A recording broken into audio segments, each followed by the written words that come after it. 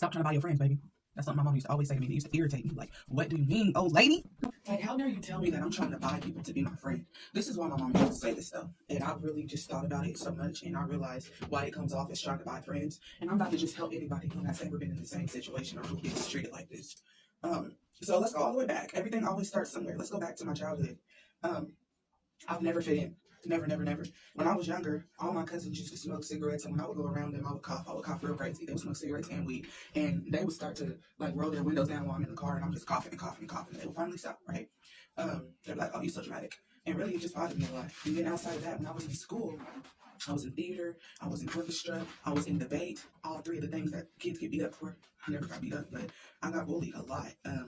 I wanted to be friends with certain people. Me and my siblings grew up in the hood in Wichita, Kansas. We grew up like on the north side, like in the depths of the hood, and then we went to the south side, and then we went to the suburbs, like near Derby. Derby is a suburb, and so we started going to Derby schools, but we lived right on the outskirts of Derby, and so we were in like the bougie hood. So it was a lot of people on Section 8 and stuff in that street, but also there was a lot of people who owned condos on that street. So I had the best of both worlds, and me and my siblings, we were always the type to invite people over, even when my mama didn't want us to. So we would have all the neighborhood kids coming over our house. When my parents would cook, we would sneak them out some food.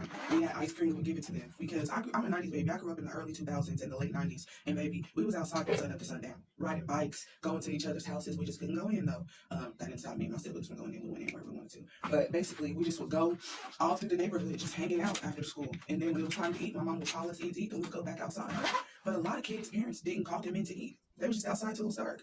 So me and my siblings would always bring people food and popsicles and waters and juice outside because we was like, you are friend. If we're eating, you gonna eat too. And I adopted that.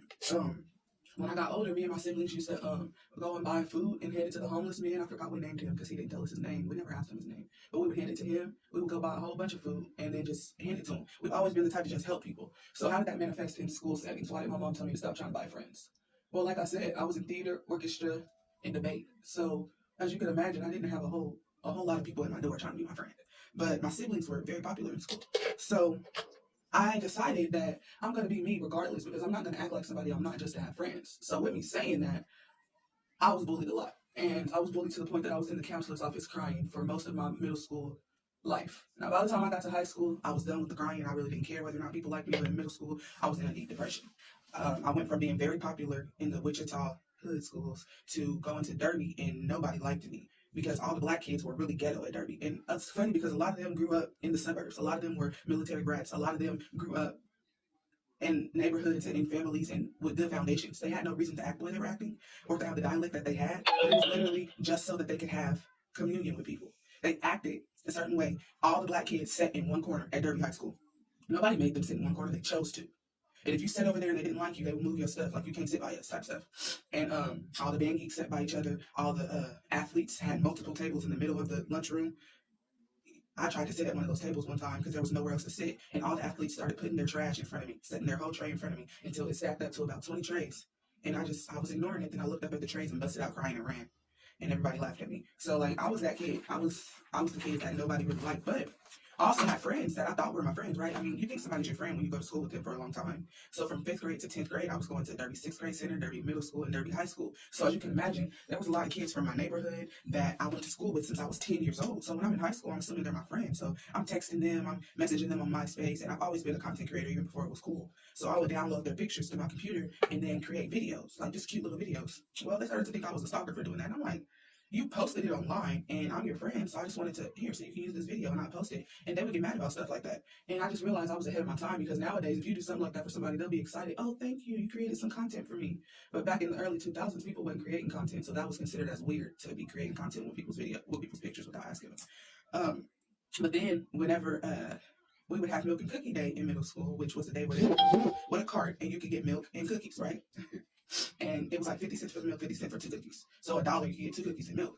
Well, whenever I had money, because I used to babysit, I used to clean bathrooms, I used to sell sticks of gum for $1 each. I was a hustler. My parents didn't have it like that. I was a welfare baby. I'm not even gonna lie. So I hustled. And so when I got to school, I would buy anybody who was sitting next to me milk and cookies. And then on the days that I didn't have it, they would buy it for me. So I thought we were friends because of that. That manifested into me trying to speak to them in the hallway and them looking at me like I was crazy. I would go home crying about so much stuff, and my mom would be like, "Baby, why you always trying to buy your friends?" I'm like, "Mom, I'm not trying to buy my friends." Anytime I had something cute or something cool or something expensive, I would bring it to school. I would share it with people. I was just always like sharing food, sharing like jewelry, just sharing stuff with people. And my mama told me, "Rosemary, go to school without buying anybody anything and see how many people still want to be your friend." And I took that really harshly. I'm like, "Mama, you want me to be an outcast because why would you tell me to do that?" But it really humbled me when I did wind up doing that and realized that everybody I thought liked me did not like me. So I was a loner. And then 11th to 12th grade, I wound up going back to the hood. My parents split up. We were no longer living in that Section 8 neighborhood because my mama was now a single mother, taking care of all of us on her own. She wasn't taking care of 5 kids no more because my brother was grown. She was taking care of all 4 of us girls on her own. And so she moved into a cheaper neighborhood. She couldn't afford that rent there. And we weren't on Section 8 anymore. So, anyways, we moved. We were going to Southeast High School. Southeast High School is one of the most recognized high schools in Wichita because of their sports team, but they also have a lot of crime and a lot of crazy stuff happening. So much so that they created a whole new Southeast in the Boondocks, and now all the new kids think that they go to the Southeast, but really Southeast used to be right off of Lincoln and Edgemore, connected to Curtis Middle School and Caldwell Elementary. Now, what used to be Southeast is the district building. So, anyways, I went there, and now I'm too white for the black kids. I started out being too black for the white kids. Now I'm too white for the black kids, and I'm like, okay, when I was going to Dirty, I just walked around the hallways for lunch. I had nobody to sit with. Nobody liked me. Um, or I would sit at the theater room for lunch and just go over my lines for the next thing I was going to have to perform. Or I would go in the bathroom for lunch. Not even gonna lie, I was pretty sad. But when I went to Southeast, I started to walk around the hallways. I was now going to school with my little sister because when I went to school with my older sister, she hung out with all the black kids. So she was doing whatever all the black kids was doing, jipping, fighting, cussing out teachers, all that extra stuff. My sister was a part of that. I wasn't. So I stayed yonder. She stayed there. But when I went to Southeast with my little sister followed me around like a sheep, and it was so cute. But it came a point in time where I was always gone doing extracurricular activities, so she had to find somebody else to hang out with. So I started to do like we would raise money to go out of town for college trips. I was a part of Club Street Youth Development. So I started to really become who I was. And I didn't have to buy nobody nothing. Actually, the youth development was giving me stuff for free. So I'm like, okay, cool. This is what friendship look like. You know, this is what life look like. You ain't gotta buy people stuff for people to like you. And that really opened my eyes to the fact that I was actually buying my friends. I didn't realize that. So I thought I stopped that until I got to college, and me and my best friend and another friend was roommates, and I was always the one putting in the most on bills. I was buying food for the house. I was cooking. I was cleaning. I was the housewife. I was the housewife. We was having parties all the time. I was the one being a mixologist on alcohol, and I wasn't even a drinker. It was because that was my heart. I just love to see other people have fun. Even if I'm sitting on the sideline just watching, I'm still having fun because knowing that I was a part of somebody else's fun is fun to me. That's not buying friends. That's just, it's fun to me. But as an adult, I was in 2 abusive relationships where neither of my exes did anything for me. I did everything for them, and their families would come over and reap the same benefits that they were getting. And nobody was making sure I was okay. Nobody was making sure I was okay mentally, physically, financially. Nobody was making sure I was okay at all. And when I started to have kids and nobody still was making sure I was okay, even when I was pregnant, they wasn't making sure I was okay, I realized that it wasn't okay.